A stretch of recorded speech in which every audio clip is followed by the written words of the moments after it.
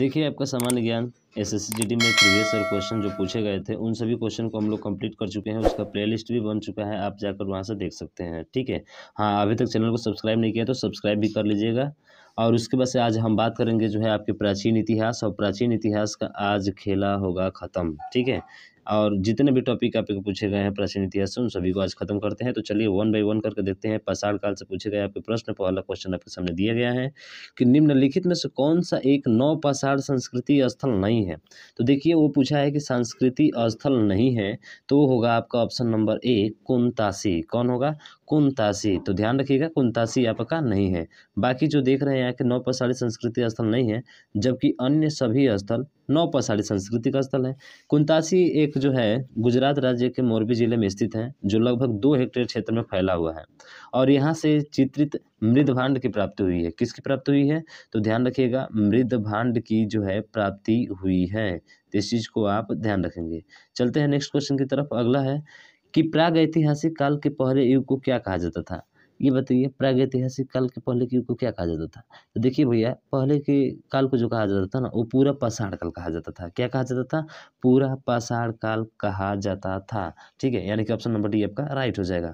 अब देख सकते हैं यहाँ पे दिया गया है, इसकी व्याख्या बहुत ही बेहतरीन तरीके से कि जो है प्रागैतिहासिक युग का वह समय है जो मानव ने पत्थर के औजार बनाना सबसे पहले आरंभ किया था। ठीक है, पत्थर के औजार जो है सबसे पहले बनाने आरंभ किए थे।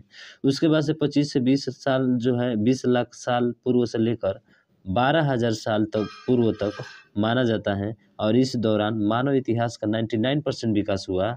इस काल के बाद मध्य पाषाण युग का आरंभ हुआ। ठीक है, जब मानव ने खेती करना शुरू किया था। तो ध्यान रखिएगा पाषाण युग का प्रारंभ हुआ जब मानव ने खेती करना शुरू किया। यहाँ से क्वेश्चन बन सकता है आपका। फिर भारत में पूरा पाषाण काल के अवशेष आंध्र प्रदेश के कुरनूल, मध्य प्रदेश के भीमबेटका और छत्तीसगढ़ के रायगढ़ जिले के सिंघनपुर में भी मिलते हैं।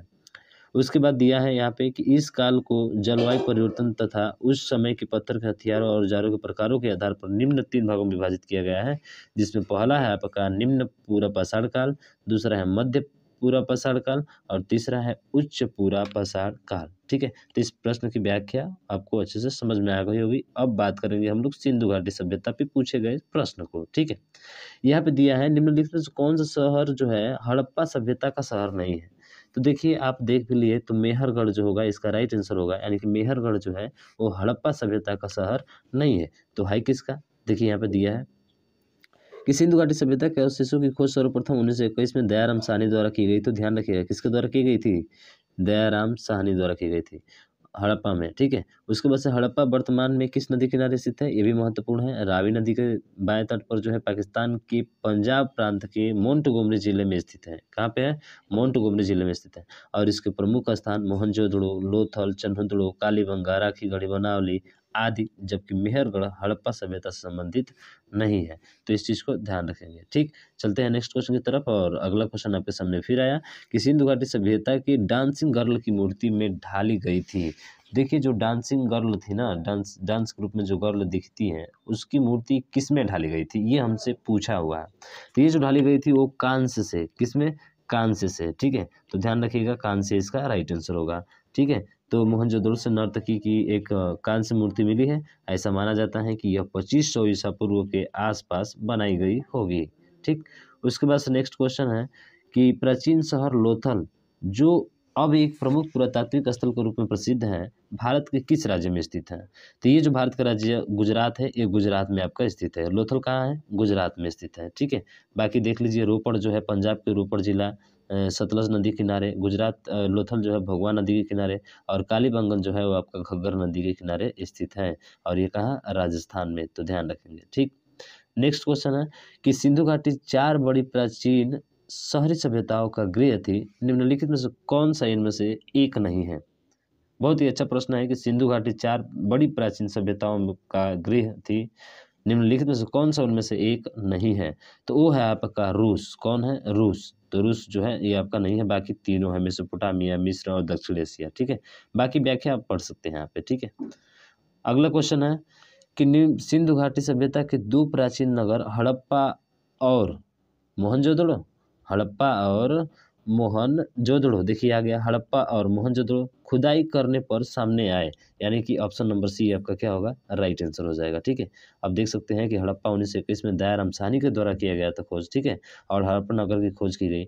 अब महत्वपूर्ण खोज जो है, मनुष्य के शरीर की बलुआ पत्थर की बनी मूर्तियाँ, अन्नागार, बैलगाड़ी, सबसे महत्वपूर्ण है अन्नागार। ठीक है, ध्यान रखिएगा, हड़प्पा से। ठीक है, उसके बाद से अगला क्वेश्चन है आपका कि मोहनजोदड़ो, इसकी खोज जो है 1922 में किसने किया था, राखालदास बनर्जी ने किया था। ये ध्यान रखिएगा, सिंध प्रांत के पाकिस्तान में है, मोंटोगोमरी जिले में। ठीक है, और लरकाना जिले में जो है सिंधु नदी तट पर स्थित है। किस जिले में, लरकाना जिले में जो है सिंधु नदी के तट पर स्थित है। अब महत्वपूर्ण खोज, विशाल स्नानागार, अन्नागार, कांस्य की नर्तकी की मूर्ति और पशुपति महादेव की मुहर जो है कहाँ से प्राप्त हुई है, मोहनजोदड़ो से प्राप्त हुई है। ठीक, अब पूछा गया है वैदिक सभ्यता से, वो आपका सिंधु सभ्यता। वैदिक सभ्यता से देखिए कौन सा प्रश्न बना है कि वैदिक काल के महत्वपूर्ण देवताओं के सही समूह का चयन करें। अब देखिए वैदिक काल के महत्वपूर्ण देवताओं को सही समूह का चयन करना है हमको, बताइए कौन कौन है आपके। तो देखिए वो है आपका ऑप्शन नंबर ए ही दिख रहा है, अग्नि, इंद्र और सोम। अग्नि, इंद्र और कौन है, सोम है। तो तीनों का नाम याद रखेंगे आप लोग। ठीक, उसके बाद से अगला है कि ऋग्वेद को कितने मंडलों या पुस्तकों में विभाजित किया गया है। तो देखिए ऋग्वेद को जो है, मंडल की बात किया जाए, मंडलों या पुस्तकों के में बात किया जाए कितने भागों में इसको जो है विभाजित किया गया है, तो ये किया गया है आपके 10, यानी कि ऑप्शन नंबर ए आपका राइट हो जाएगा। देख लीजिए 1028 सूक्त हैं, 10,580 रचनाएँ हैं और तथा 10 मंडल हैं, जिसके तीसरे मंडल में विश्वामित्र द्वारा रचित गायत्री मंत्र का उल्लेख का बार-बार पूछा जाता है। गायत्री मंत्र का उल्लेख ऋग्वेद के किस मंडल में है, तीसरे मंडल में है। और किस मंडल में है, किस वेद में है, ऋग्वेद में। और कौन से मंडल, तीसरे मंडल में। और 7वें मंडल में देवता सोम एवं 10वें मंडल में चतुष्वर्णी यानी समाज का उल्लेख है। ऋग्वेद के पाठकर्ता को क्या कहा जाता है, होत्रु कहा जाता है। तो ध्यान रखेंगे ऋग्वेद के पाठकर्ता को क्या कहते हैं, होत्रु। अगला है कि भारतीय दर्शन की 6 विचारधाराओं में से निम्नलिखित में से कौन सा एक है। 6 विचारधाराओं में से निम्नलिखित में से कौन सा एक है, ये हमसे पूछा हुआ है। तो वो है आपका वेदांत। क्या है, वेदांत। ठीक है, वेदांत आपका है। तो देख लीजिए यहाँ पे दिए गए हैं 6 आपके। अब है मगध का उत्कर्ष। मगध का उत्कर्ष से पूछा हुआ प्रश्न है कि हर एक वंश को उस शासक का नाम बताइए जो अजातशत्रु का पुत्र था और जिसने पाटलिपुत्र नगर की नींव रखी थी।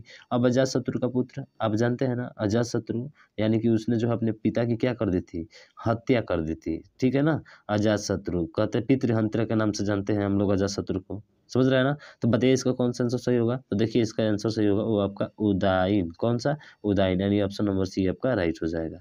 ठीक, अगला बात करते हैं। देखिए यहाँ पे दिया गया है उसके बारे में अच्छे तरीके से कि भारत का सर्वाधिक शक्तिशाली महाजनपद था जिसकी प्राचीन राजधानी राजगिरी या गिरिवंश थी। 544 ईस्वी से 412 ईसा पूर्व के मध्य जो है मगध साम्राज्य का हर एक वंश ने शासन किया और इस वंश का संस्थापक कौन था, बिंबिसार था। बिंबिसार के पुत्र अजातशत्रु उसकी हत्या कर दी। देखिए बिंबिसार के पुत्र अजातशत्रु ने उसकी क्या कर दी, हत्या कर दी। एवं 493 ईसा पूर्व मगध की सत्ता संभाली और 32 वर्ष तक शासन के पश्चात अजातशत्रु के पुत्र उदयन ने उसकी हत्या कर दी, इसलिए उस पितृहंत्या के नाम से जाना जाता है। ठीक है, एवं 461 ईसा पूर्व में शासन के बागडोर अपने हाथों में ले ली और उदयन ने गंगा तथा सोन नदियों के संगम तट पर अपने राज्य की राजधानी पाटलिपुत्र की स्थापना की और इसने जैन धर्म को संरक्षण प्रदान किया था। तो ध्यान रखिए किसको वो प्रदान किया था, जैन धर्म को। और हरिक वंश का अंतिम शासक बहुत बार पूछा जाता है, उदयन का पुत्र नागदशक था। कौन सा था भाई साहब, नागदशक था। हरिक वंश का अंतिम शासक उदयन का पुत्र नागदशक था। देखिए पितृहंत्या अजातशत्रु जो है यहाँ पे दिया गया है कि जो है अजातशत्रु ने उसकी हत्या कर दी। बिंबिसार की हत्या अजातशत्रु और अजातशत्रु की हत्या उसके पुत्र उदयन ने कर दिया। ठीक है ना भाई, जैसी करनी वैसी भरनी, ये रीति आप जानते हैं चली आ रही है। अब बात करेंगे जैन धर्म एवं बौद्ध धर्म से पूछे गए आपके भागवत एवं शैव धर्म से। ठीक है, तो चलिए इसको देखते हैं हम लोग। पहला देख लिए भाई साहब कि भगवान महावीर की शिक्षाओं का संकलन को क्या कहा जाता है। अरे भगवान महावीर की शिक्षाओं का संकलन को क्या कहता है, अगम सूत्र कहा जाता है। ठीक है, क्या कहा जाता है, अगम सूत्र कहा जाता है। बाकी देख लीजिए वर्धमान महावीर के बारे में, आपको पता है कि 24वें तीर्थंकर हैं और इनका जन्म कहाँ हुआ, वैशाली। ठीक है, गणतंत्र के कुंडलपुर में इक्ष्वाकु वंश के क्षत्रिय राजा सिद्धार्थ और रानी त्रिशला के घर हुआ था। जैन साहित्य का प्राचीनतम भाग जो है अगम सूत्र कहलाता है और जिसमें महावीर स्वामी के उपदेश, शिक्षा तथा जैन संस्कृति से संबंध रखने वाले अनेक कथा कहानियों का संकलन तथा जीवन उपयोगी सूत्र है। ठीक, उसके बाद से अगला है कोलाइटाफेसिया, अरे भाई बुद्ध को लाइटाफेसिया कहते हैं, बुद्ध को क्या कहा जाता है, लाइटाफेसिया कहा जाता है। ऑप्शन नंबर बी क्या होगा आपका राइट आंसर हो जाएगा, ठीक है। यानी गौतम बुद्ध को उनके सद विचारों के कारण लाइटाफेसिया के रूप में जाना जाता है। और इनका जन्म 563 ईस्वी पूर्व में लुम्बिनी नामक स्थान जो कि नेपाल में हुआ था। और बैसाख पूर्णिमा के दिन उनको बोध गया यानी बिहार में जो है बोधि वृक्ष के नीचे ज्ञान की क्या हुई थी, प्राप्ति हुई थी, तब वे बुद्ध कहलाए। सारनाथ में भगवान बुद्ध ने अपना पहला उपदेश दिया जिससे बौद्ध धर्मों में धर्म चक्र प्रवर्तन कहा गया है, ठीक है। और उनकी मृत्यु को महापरिनिर्वाण के नाम से जाना जाता है।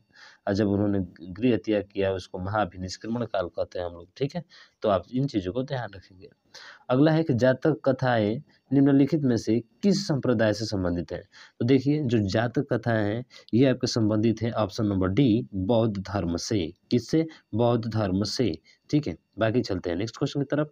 और फिर से अगला क्वेश्चन है कि नालंदा किस धर्म का प्राचीन शिक्षण संस्थान था। आप जानते हैं नालंदा विश्वविद्यालय बिहार में है, काफी प्रसिद्ध आपका है। तो ये पूछ रहा है कि नालंदा किस धर्म का प्राचीन शिक्षण संस्थान था। तो देखिए ये नालंदा जो था ना वो आपका बौद्ध धर्म का था। किसका था, बौद्ध धर्म का था। देख लीजिए यहाँ पे दिया गया है कि नालंदा बौद्ध धर्म का प्राचीन शिक्षण संस्थान था। यहाँ बौद्ध धर्म के महायान भाषा की शिक्षा दी जाती थी और यहाँ अनेक देश के छात्र पढ़ने आते थे, देशों के छात्र, देख लीजिए।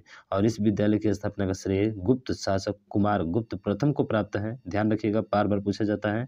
और यहाँ के प्रसिद्ध आचार्य शिलभद्र, धर्मपाल, चंद्रपाल, गुणमती एवं स्थिरमती थे। और वेनसांग एवं इत्सिंग ने भी इसकी चर्चा की है। तो ध्यान रखिएगा वेनसांग और इत्सिंग ने भी किसकी चर्चा की है, नालंदा विश्वविद्यालय की, ठीक। अगला है कि प्राचीन काल में बौद्ध काल के दौरान कपिलवस्तु के शासक कौन थे। तो देखिए प्राचीन काल में बौद्ध काल के दौरान जो कपिलवस्तु के शासक थे वो थे आपके कौन, तो वो थे आपके शाक्य। कौन है, शाक्य कुल के, ठीक है। तो ध्यान रखेंगे, ठीक है। तो बौद्ध काल का दौरान कपिलवस्तु शाक्यगढ़ की राजधानी थी और यहाँ पर शाक्यों का शासन था, इसीलिए लिच्छवी वैशाली के शासक थे। और मौर्य की राजधानी पाटलिपुत्र तथा आरंभिक गुप्त राजवंश का शासन जो है प्रयाग, साकेत तथा मगध में फैला था। उसके बाद से 15वीं शताब्दी ईसा पूर्व में लिखा गया पाली कैनन किस धर्म का मूल ग्रंथ है। पाली कैनन किस धर्म का जो है मूल ग्रंथ है। आप देख लीजिए जैन धर्म और बौद्ध धर्म से कैसे कैसे आपके से जो है सवाल पूछे जा रहे हैं, ठीक है ना। हाँ तो ऐसे भाई पढ़ाई कीजिए, थोड़ा सा गहराई में जाए तभी जो है आप इस क्वेश्चन को सॉल्व कर पाएंगे। बौद्ध धर्म, ठीक ठीक है ना, ध्यान रखिएगा बौद्ध धर्म आपका राइट आंसर हो जाएगा। बाकी व्याख्या देख लीजिएगा इसका। तो देख लिए भाई 22वां यानी कि भक्ति संत अंडाल निम्नलिखित धार्मिक संप्रदायों में से किसे संबंधित है, तो 22वां से संबंधित है, ठीक है, 22वां से। और मौर्योत्तर साम्राज्य के बारे में बात करते हैं तो पहला क्वेश्चन है आपके सामने कि अशोक ने धार्मिक अधिकारियों की नियुक्ति की जिन्हें के रूप में जाना जाता है। किसके रूप में जाना जाता है जब अशोक ने धार्मिक अधिकारियों की नियुक्ति की थी, बताइए। तो उसका ऑप्शन ए है धम्म महामत्ता। क्या है, धम्म महामत्ता, ठीक है। बाकी व्याख्या दी गई है आपको यहाँ पे देख सकते हैं, ठीक। नेक्स्ट क्वेश्चन है कि मौर्य साम्राज्य की राजधानी कौन सी थी, तो आपको पता है पाटलिपुत्र थी। कौन सी थी, पाटलिपुत्र, ठीक है। तो ध्यान रखेंगे इस साम्राज्य की राजधानी पाटलिपुत्र। और अर्थशास्त्र के लेखक कौटिल्य चंद्रगुप्त मौर्य के क्या थे, प्रधानमंत्री थे। अर्थशास्त्र के लेखक कौन है, कौटिल्य, जिन्हें चाणक्य के नाम से जाना जाता है, जिन्हें अजय के नाम से जाना जाता है, जिन्हें विष्णुगुप्त के नाम से जाना जाता है, ठीक है। तो ये नाम सब याद रखेंगे उनके बारे में। धनानंद को हराकर मौर्य साम्राज्य की स्थापना किसने की थी। अरे भाई धनानंद को हराकर मौर्य साम्राज्य की स्थापना कौन कर सकता है, चंद्रगुप्त मौर्य कर सकता है। यानी कि ऑप्शन नंबर सी आपका राइट हो जाएगा, आपको सभी को पता है, ठीक है। अगला चलते हैं। अगला क्वेश्चन है कि अशोक के शिलालेखों में किस लिपि का सबसे अच्छा उदाहरण मिलता है। तो देखिए वो ब्राह्मी लिपि का सबसे अच्छा उदाहरण मिलता है, यानी ऑप्शन नंबर बी आपका राइट हो जाएगा। अब बात करेंगे गुप्त गुप्तोत्तर और साम्राज्य, ठीक है। अब पहला है कि चंद्रगुप्त प्रथम का उत्तराधिकारी उसका पुत्र था। किसका पुत्र था, चंद्रगुप्त प्रथम का उत्तराधिकारी उसका पुत्र था, कौन, बताइए, ये आपको बताना है, ठीक है। तो देखिए इसका जो राइट आंसर होगा वो होगा आपका समुद्रगुप्त। कौन होगा, चंद्रगुप्त प्रथम का उत्तराधिकारी उसका पुत्र समुद्रगुप्त था, ठीक है। तो ध्यान रखिएगा समुद्रगुप्त के बारे में। यहाँ पे दिया गया है कि गुप्त राजाओं में से एक था, वह गुप्त शासक घटोत्कच का पुत्र था। किसका, घटोत्कच का। और चंद्रगुप्त ने गुप्त संवत चलाया। इसी तिथि को चंद्रगुप्त प्रथम का राज्याभिषेक हुआ था और इससे महाधिराज की उपाधि धारण की, ठीक है, महाराजाधिराज की उपाधि धारण की तथा पाटलिपुत्र का अपनी राजधानी बनाया। चंद्रगुप्त प्रथम ने लिच्छवी दौहित्र कुमार देवी के पुत्र समुद्रगुप्त को अपना उत्तराधिकारी बनाया था, ठीक। अब चलते हैं अगले प्रश्न पे, और अगला प्रश्न फिर आपके सामने ये रहा कि साम्राज्य के शासनकाल को भारतीय सभ्यता का स्वर्ण युग कहा जाता है। बताइए किसी साम्राज्य के शासनकाल को भारतीय सभ्यता का स्वर्ण युग कहा जाता है। तो इसे कहा जाता है, तो कहा जाता है आपके गुप्त वंश को स्वर्ण युग कहा जाता है। क्या कहा जाता है? स्वर्ण युग, यानी ऑप्शन नंबर सी राइट हो जाएगा। चलिए नेक्स्ट क्वेश्चन की तरफ चलते हैं, और अगला क्वेश्चन है कि 7वीं शताब्दी के प्रारंभ के साथ थानेश्वर और कन्नौज के सिंहासन पर कौन विराजमान हुआ। तो 7वीं शताब्दी के प्रारंभ के साथ थानेश्वर और कन्नौज के सिंहासन पर कौन विराजमान हुआ। तो देखिए वो जो विराजमान हुआ था वो हुआ था आपका हर्षवर्धन। कौन? हर्षवर्धन। अब देख लीजिए इनके बारे में जो है यहाँ पे दिया गया है कि प्रभाकर वर्धन की मृत्यु के बाद जो है उसका ज्येष्ठ पुत्र राज्यवर्धन राज्य बना, लेकिन मालवा नरेश देवगुप्त और गौड़ नरेश शशांक की दुर्भिसंधि वश मारा गया, जिसके बाद 606 ईस्वी में हर्षवर्धन ने राज्यवर्धन का छोटा भाई जो था थानेश्वर और कन्नौज का सिंहासन पर विराजमान हुआ। और चीनी यात्री हुएनसांग जो उसके शासनकाल में आया था, ध्यान रखिएगा चीनी यात्री हुएनसांग किसका शासन में आया था? हर्षवर्धन के शासनकाल में, ठीक है। और हर्षवर्धन के शासनकाल के समय सामाजिक, आर्थिक और धार्मिक स्थितियों का सजीव वर्णन किया गया। अब उसके बाद से दक्षिण भारतीय राजवंश पर पूछे गए क्वेश्चन है, कौन कौन से देख सकते हैं कि नटराज की कांस्य प्रतिमा किसके शासनकाल के दौरान निर्मित की गई थी। तो देखिए ये जो आपके नटराज की मूर्ति बनी है ये किसके समय में बनी है। तो ये बनी थी जो है आपके चोल, कौन सा है? चोला, ठीक है। तो ध्यान रखेंगे चोला जो है इसका राइट आंसर हो जाएगा। बाकी देख सकते हैं व्याख्या। अगला है निम्नलिखित में से पल्लव राजवंश की राजधानी कौन थी। तो देखिए पल्लव वंश राजवंश की जो राजधानी है वो है आपका कांचीपुरम। क्या है? कांचीपुरम, ठीक। उसके बाद से बात करें नेक्स्ट क्वेश्चन की तरफ कि चोल साम्राज्य के संस्थापक का नाम बताइए जिसने तांजौर पर कब्जा किया और उसके बाद से आदित्य राजा बना। क्या बना? आदित्य राजा बना। तो वो है आपका विजयलाल। कौन है? विजयलाल, ठीक है। तो देख सकते हैं व्याख्या भी दी गई है आपको, देख लीजिएगा। अगला क्वेश्चन है कि कर्नाटक के राष्ट्रकूट वंश के पहले और सबसे महत्वपूर्ण राजा थे जिन्होंने बदनामी के चालुक्य वंश को हराया। जिन्होंने बदनामी नहीं, बदामी है, ठीक है, बदामी के चालुक्य वंश को हराया था, वो कौन थे बताइए। तो इसका जो राइट आंसर होगा वो आपका दंती दुर्ग, यानी कि ऑप्शन नंबर ए। उसके बाद से अगला क्वेश्चन है कि दक्षिण के चोल शासकों के प्रभाव का काल था। देखिए दक्षिण के चोल शासकों का प्रभाव का काल क्या था। तो ये जो है इसका राइट आंसर हो जाएगा आपका ऑप्शन नंबर बी, यानी कि 9वीं शताब्दी ईस्वी सन में, ठीक।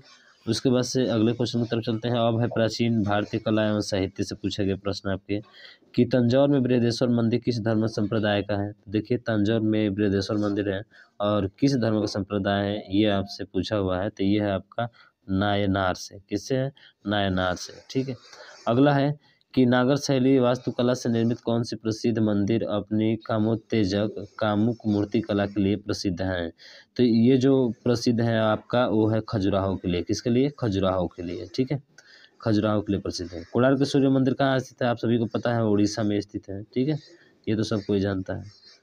उसके बाद से अगला है कि उत्तर भारत के प्रचलित मंदिर वास्तुकला की शैली है, तो है आपका नागर शैली है उत्तर भारत के प्रचलित मंदिर वास्तुकला की शैली, ठीक। उसके बाद से अगले क्वेश्चन की तरफ चलते हैं कि भारत में वैष्णववाद की वृद्धि पर प्रमाण हेलियोडोरस स्तंभ किस भारतीय शहर में स्थित है। तो देखिए ये जो आपका स्थित है ये आपका कहाँ पे स्थित है। तो ये स्थित है आपका विदिशा में। कहाँ पे है? विदिशा में, यानी कि ऑप्शन डी आपका राइट हो जाएगा। उसके बाद से चरक संहिता पाठ के अनुसार मानव शरीर में कितनी हड्डियां होती हैं। अब देखिए चरक संहिता के अनुसार पूछा है कि मानव शरीर में कितनी हड्डियां होती हैं। तो वो जो हड्डियां होती हैं आपके 360 होती हैं। किसके? चरक संहिता के अनुसार, ठीक है। बाकी इस तरह से तो 206 होती है, तो ध्यान रखेंगे। अगला क्वेश्चन है कि रावक सेकिंग माउंट कैलाश नामक लोकप्रिय चित्रण निम्न में से किस गुफा में चित्रित किया गया है। तो ये जो चित्रित किया गया है वो आपका है एलोरा में। किसमें? एलोरा, यानी कि ऑप्शन नंबर बी आपका राइट हो जाएगा। उसके बाद से संगम साहित्य किस भारतीय भाषा में लिखा गया है। आप देख भी लिया यहाँ पे तमिल में लिखा गया है संगम साहित्य। उसके बाद से गंधार कला शैली स्कूल ऑफ आर्ट राजवंश के तहत विकसित हुई। तो ये जो विकसित हुई है वो है आपके कुषाण राजवंश से विकसित हुई है, ठीक। उसके बाद से देख सकते हैं यहाँ पे व्याख्या भी दी गई है इसको। तो मुझे आशा है कि आपको ये चीज़ें पूरे अच्छे तरीके से समझ में आ गई होगी कि कैसे जो है इसने प्राचीन इतिहास पे क्वेश्चन पूछा गया है। इसके अकॉर्डिंग अपनी तैयारी को जो है थोड़ा सा मजबूत कीजिए और ये क्वेश्चन को रिवीजन कीजिए, ठीक है। आज के लिए बस इतना ही। और अभी तक चैनल को सब्सक्राइब नहीं किया तो सब्सक्राइब कर बेल आइकन को दबा दीजिए, ताकि जो भी वीडियो अपलोड हो उसका नोटिफिकेशन आप तक पहुंच जाए। फिर बात करेंगे आपके medieval history next day. Thank you. जय हिंद, जय भारत।